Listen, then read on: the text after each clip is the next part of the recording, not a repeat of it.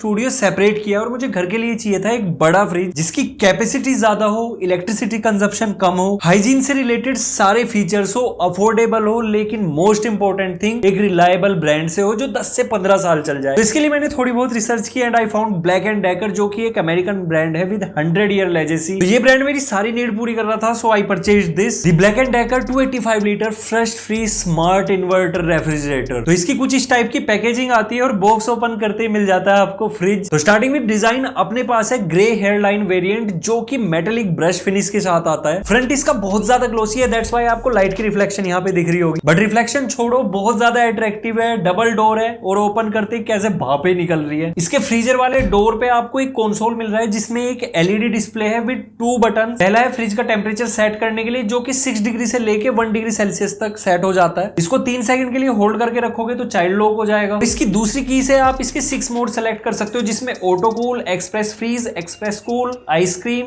Mild freeze and power saver, ये सब opt कर सकते हो। बाय द वे ये फ्रिज आता है iCool लॉजिक टेक्नोलॉजी के साथ। देखो जो iCool लॉजिक टेक्नोलॉजी, अगर इसको सिंपल भाषा में देखा जाए तो ये एडेप्टिव कूलिंग है, tailored cooling for each item and जो फ्रेशनेस है वो लॉन्ग लास्टिंग रहेगी। देन यहाँ पे दोनों ही डोर्स में आपको एंटी बैक्टीरियल गैस्केट मिलती है जो कि लॉन्ग लास्ट कूलिंग के साथ हाइजीन को इंश्योर करती है। एंड हाँ, यहाँ पे आपको 120 डिग्री का वाइड डोर ओपनिंग मिल जाता है। एंड लुक एट दिस यार, कितना ज्यादा स्पेस है। वेल इसका जो कैबिन है या फिर डोर से ये काफी ज्यादा थिक है एंड अगेन इस पे आउटसाइड टेम्परेचर का कोई फर्क नहीं पड़ने वाला। बाकी इसकी जो साइड वॉल्स है, टॉप है या फिर बैक है, ये क्लीन डिजाइन के साथ आती है। दैट मीन्स ना कोई पाइप है ना कुछ, सिर्फ पीछे आपको एक पीसीबी हम मिल जाता है। तो इसका जो मेंटेनेंस यानी कि डस्टिंग क्लीनिंग है वो बहुत ईजी हो जाएगी। तो यहाँ पे लुक्स और डिजाइन के मामले में अगर आपको कहूँ तो ये 10 on 10 है और खूबसूरत है। तो देखो फ्रिज ओपन करते ही स्टोरेज ही स्टोरेज है क्योंकि ब्लैक एंड डेकर ने एक एक पार्ट को बहुत अच्छे से यूटिलाइज किया है। लाइक वेज बास्केट के सामने आजकल ज्यादातर फ्रिज में डोर के अंदर एक शेल्फ नहीं देखने को मिलती, लेकिन इसके अंदर है जहां पे आप अपनी 1 लीटर 1.5 लीटर की बोटल्स रख सकते हो। डोर को बहुत स्मार्टली इन्होंने डिजाइन किया है। यहाँ पे मैक्सिमम 2 लीटर तक की कोल्ड ड्रिंक वाली बोतल आ जाती है, बाकी सब कुछ आप यहाँ पे रख सकते हो। लाइक ऊपर आपको एक ग्लव बॉक्स मिल जाता है और साइड में एग की ट्रे, ऑल्दो हम एग नहीं खाते तो यहाँ पे हम टमाटर रख लेंगे। बाकी यहाँ पे टोटल 4 शेल्फ है जिसमें आप इतना सामान तो बहुत इजिली भर पाओगे। बाकी अगर फ्रिज वाले पार्ट की बात करें तो यहाँ पे आपको total 4 tough and glass shelf मिल जाती है। एंड राइट नाउ हमने दूध, खीर, मिठाई, फल सब कुछ इसमें रख दिया है एंड स्टिल बहुत स्पेस है, बहुत सारी चीजें अभी भी रखी जा सकती है। बाकी यहाँ पे जो वेज बास्केट है इसकी कैपेसिटी 22 लीटर है एंड ऊपर इसके आपको हनीकॉम ट्रे मिल जा रही है। एंड हनीकॉम पैटर्न का फायदा ये है कि ये मॉइस्चर को कैप्चर करके रखता है which helps in maintain the humidity level, जिसके साथ आपको लॉन्ग लास्टिंग फ्रेशनेस आपकी वेजिटेबल्स में मिल जाती है। एंड यहाँ पे अगर मैं स्टोरेज को बोलूं ना तो ये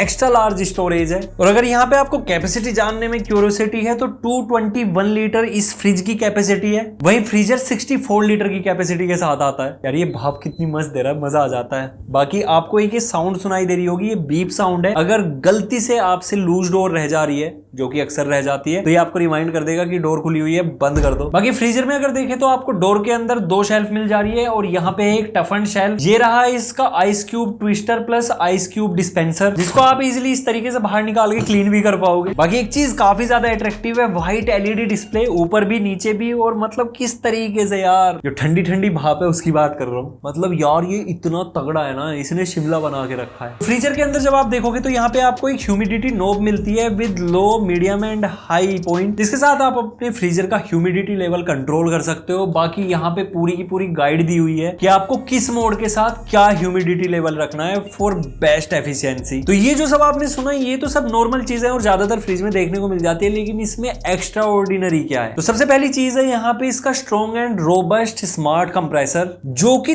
तगड़ी कूलिंग के साथ इतनी तगड़ी एफिशिएंसी दे देता है कि पूरे साल में ओनली 230 यूनिट का कंजप्शन। एंड अगर मेरे यहाँ की बात करें तो 7 रुपए पर यूनिट है, यानी कि ये पूरे साल में सिर्फ और सिर्फ 1650 रुपए की बिजली खाने वाला है, बताइए। और यहाँ पे स्मार्ट इन्वर्टर टेक्नोलॉजी के साथ जो फ्लक्चुएशन है टेम्परेचर्स में वो नेग्लिजिबल हो जाती है, क्योंकि ये टेम्परेचर को मेंटेन करके रखता है। And the most important, freshness भी लॉन्ग लास्टिंग रहती है। देन यहाँ पे मैंने आपको एडेप्टिव कूलिंग के बारे में बता ही दिया, जो कि अंदर इन्फिनिटी सेंस के नाम से भी मेंशन है। दैट मींस ये एक एक आइटम को सेंस करता है एंड 360 डिग्री यूनिफॉर्म कूलिंग देता है। ऐसा नहीं कि फ्रिज के सिर्फ पिछले पार्ट में कूलिंग ज्यादा है और आगे कम। आप अगर एक एक आइटम के टेम्परेचर को भी मेजर करोगे तो सभी का सेम आएगा। एंड यहाँ पे जो लोड सेंसिंग टेक्नोलॉजी दी है वो भी एडेप्टिव कूलिंग का ही पार्ट है। जितना ज्यादा आप अपने फ्रिज को ऑक्यूपाई करके रखोगे उस उसी टाइप की ये कूलिंग आपको प्रोवाइड करना शुरू कर देगा। मतलब कि अगर आपने बहुत कम सामान इसमें रखा हुआ है तो कंप्रेसर पूरी जान नहीं लगाने वाला, जितनी कूलिंग की उतने सामान को जरूरत है सिर्फ उतनी ही कूलिंग ये देगा। इसी तरीके से ये एनर्जी को सेव करेगा। बट ये सब तो ठीक है, लेकिन एक चीज यहाँ पे ऐसी है जिसको सुन के आप कहोगे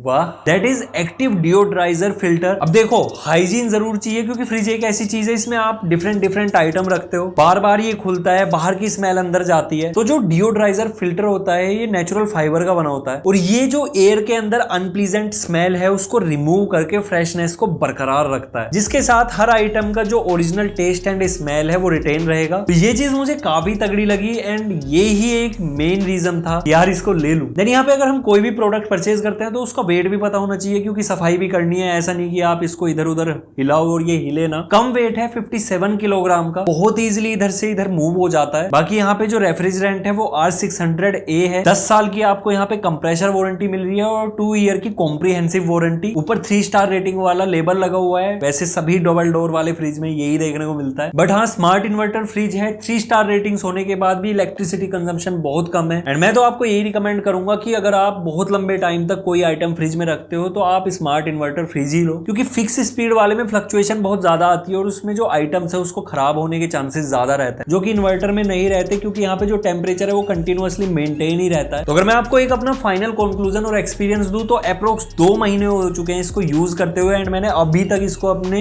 किचन में सेट नहीं किया, लेकिन अब करूंगा। द रीजन इज लुक्स हो, डिजाइन हो, फीचर्स हो, कूलिंग हो, मैं एक एक चीज से कंप्लीटली सेटिस्फाइड हूं। एंड अगर आप भी एक ज्यादा कैपेसिटी का फ्रिज परचेज करने का डिसीजन बना रहे थे then this is the perfect fit for you. इसका जो प्राइस एंड परचेज लिंक है वो मैं आपको डिस्क्रिप्शन बॉक्स में दे दूंगा, वहां से जाके आप चेकआउट कर सकते हो। तो ये था overall video regarding black and Decker 285 litre smart inverter refrigerator. Video अच्छा लगा लाइक शेयर सब्सक्राइब सब कुछ कर दो, इंस्टाग्राम हैंडल फॉलो कर लो। So see you in next video, till then good bye, take care, respect the time.